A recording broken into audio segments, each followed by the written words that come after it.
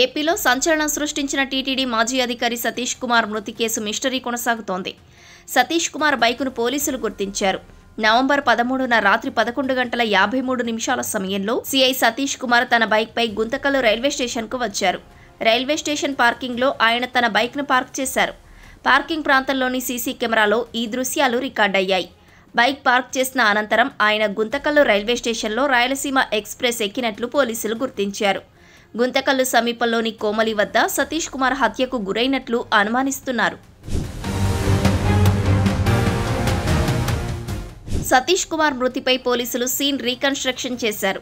Chennai Egmore express రైలు నుంచి ఒక బొమ్మను విసిరేసి పరిశీలించారు.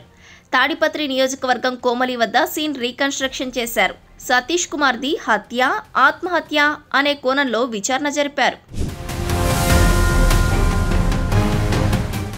సతీష్ కుమార్ది హత్య అయితే హత్య చేసిన తర్వాత తీసుకొచ్చి రైల్వే పట్టాల సమీపంలో పడేశారా, లేదా రైల్లోనే హత్య చేసి బోగి నుంచి కిందకి తోసేశారా, అనంతరం నిందితులు ఎలా తప్పించుకున్నారు అనే కోణంలో పోలీసులు దర్యాప్తు చేస్తున్నారు. మరోవైపు సతీష్ కుమార్ బ్యాగును పోలీసులు గుర్తించారు. ఆయన రిజర్వ్ చేసుకున్న సీటులో కాకుండా మరో సీటులో ఆయన బ్యాగు ఉండటం అనుమానాలకు తావిస్తోంది. సతీష్ కుమార్ ప్రయాణించిన రాయలసీమ ఎక్స్ప్రెస్ నవంబర్ 14న ఉదయం రెగ్యులర్ టైం ఉదయం 6:23 తిరుపతి చేరుకుంది. రాయలసీమ ఎక్స్ప్రెస్ A1 కోచ్లో బెడ్ రోల్ అటెండర్గా ఉన్న రాజీవ్ రతన్, A2 కోచ్ కృష్ణయ్యలను రైల్వే పోలీసులు విచారించారు. సతీష్ కుమార్ లగేజీని రాజీవ్ రతన్ తిరుపతి ఆర్పీఎఫ్ కార్యాలయంలో హ్యాండోవర్ చేశాడు. ఉదయం 8 గంటలకు బ్యాగ్ను రోలింగ్ డిపార్ట్మెంట్ సిబ్బందికి అప్పగించాడు. సీట్ నెంబర్ 11లో సతీష్ కుమార్ బ్యాగ్ లభించిందని రైల్వే సిబ్బంది తెలిపారు.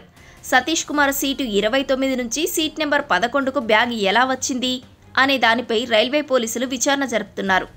రాయలసీమ ఎక్స్ప్రెస్ డ్యూటీలో ఉన్న టీసీ, OBHS సిబ్బందిని రైల్వే డీఎస్పీ హర్షిని విచారిస్తున్నారు. టీటీడీ AVSOగా పనిచేసిన సతీష్ కుమార్ ప్రస్తుతం గుంతకల్లు రైల్వేలో సీఐగా పనిచేస్తున్నారు. పరకామణి కేసులో నవంబర్ 6న సిఐడి ఎదుట విచారణకు హాజరయ్యారు. నవంబర్ 14న మళ్లీ విచారణకు హాజరయ్యేందుకు ముందు రోజు రాత్రి గుంతకల్లు నుంచి తిరుపతికి రైల్లో బయలుదేరారు.